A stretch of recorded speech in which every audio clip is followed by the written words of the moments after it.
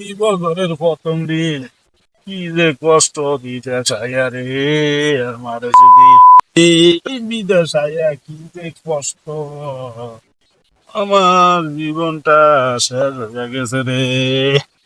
এই কাজ করতে করতে আমার কি কি জায়গায় ভালাইছে। কিরে ভাই, তুই গালাগালি করস কে? ভাই হ্যাঁ? কি করবো ভাই, বছরের প্রথম দিন এই যে বিদেশ আয়া বুঝছেন, হ্যাঁ। এই পকেটে নাই ভাই, বিশ্বাস করেন একটা টাকাও নাই যে কিছু খামু। কাজ করতে করতে অবস্থা খুব খারাপ। এই দেখছেন এটা বিদেশ, এই দেখছেন অবস্থা, কত কষ্ট করি। বছরের প্রথম দিন, মা নাই, বউ নাই, বাচ্চা নাই, কাছে কেউ নাই, মানে কি একটা অবস্থা ভাই। মানুষ তো মনে করে বিদেশ আয়া অনেক সুখে আছি বুঝছেন, হ্যাঁ তো ভাই, কি অবশ্যই। অবস্থা ভাই। বিশ্বাস যদি করেন ভাই, দেন আমার পকেটে আজকে তো কিছু খামো, একটা টাকাও নাই। দেখছেন অবস্থা, একটা টাকাও নাই, কিছু যে খামো এই যে কখন কাজ শেষ করবো, কখন কি করবো, অবস্থা এমন একটা দিন ভাই, বিশ্বাস করেন কি কমু।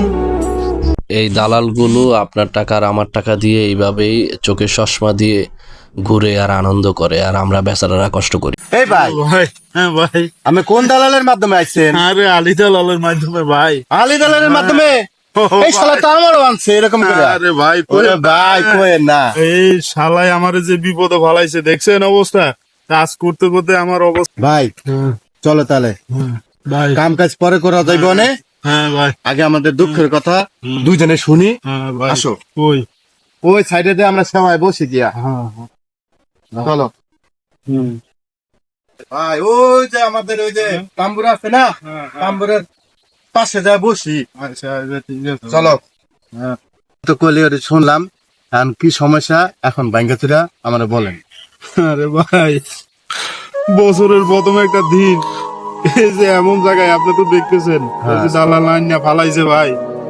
হ্যাঁ, টাকা পয়সা দিতে পারতেছি না বাড়িতে, নিজে খাইতে পারতেছি না, কত কষ্ট। এই দালালের একদিন পাইছিলাম ভাই বুঝছেন, হ্যাঁ পাইছি এরই কইলাম যে ভাই আমার বেতনটা কোনো খবর কিছু করছেন, কোনো বাড়ির টাকা টুকা দিতে পারতেছি না, মা বাপ বউ বাচ্চা কি অবস্থায় আছে কোনো খবর নাই। হ্যাঁ, দালালে শুধু কইতে আছে পাইবি পাইবি, কবে দিব, কত টাকা দেয় না দেয় কিছু করতে পারতেছি না ভাই। বিশ্বাস করেন কি করবো, আমার মাথায় কোনো কিছু কাজ করতেছে না। আর আমাদের বাংলাদেশের শালারা দেন কইতেছে প্রবাসে যাই ওরা ভালো আছে সুখে আছে, দেন তো ভাই প্রবাস, দেখছেন অবস্থা, কাজ করতে করতে মাটি পর্যন্ত ফাইটা গেছে গা ভাই, দেখছেন। হ্যাঁ হায় রে হায় কপাল, হায় রে হায়। দুজনে একই দালালের মাধ্যমে আইছি।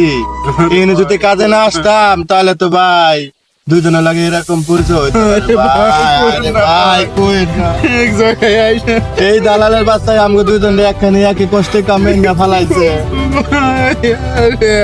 আরে ভাই ভাই, ভাই আমাদের মতন প্রতারণা যেন কোনো ভাই না হয়, ঠিক আছে?